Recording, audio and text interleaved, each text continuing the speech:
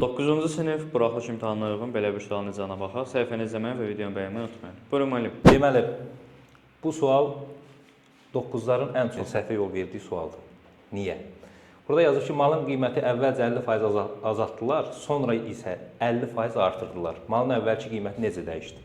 Çox adam deyir ki, elə 50% azaldıb, 50% də artıranda ağa. Onda deyir ki, dəyişməz. Əslində elə deyil. Bəli, müəllim. Bunu dəyişən üzərindən də gedə bilərsiniz. Ən yaxşı, daha rahat başa düşmək üçün ədədi qiymət üzərindən, yəni hər hansı bir qiymət götürüb onun üzərindən dəyərləndirərək həll etsəz daha aydın olar. Mən də elə edəcəm. Deyək ki, malın əvvəlki qiyməti 100 manat idi.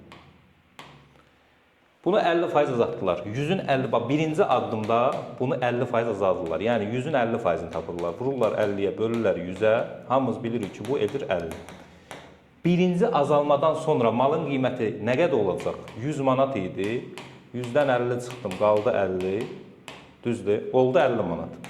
İndi ikinci dəfə isə artıq 50% artıranda bu 50-ni 50% artırırlar. 50-nin 50% də 50 deyil, axı o təzədən 100-ə qalxsın. Ona görə də 50-nin 50%-ni tapanda, yəni 50-yə vurub 100-ə böləndə olur 25.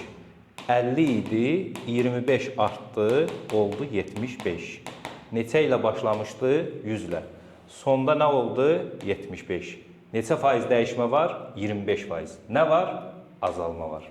Dərslərimizə qoşulmaq üçün 055 597 0151 nömrəsi ilə əlaqə saxlaya bilərsiniz. Bəli.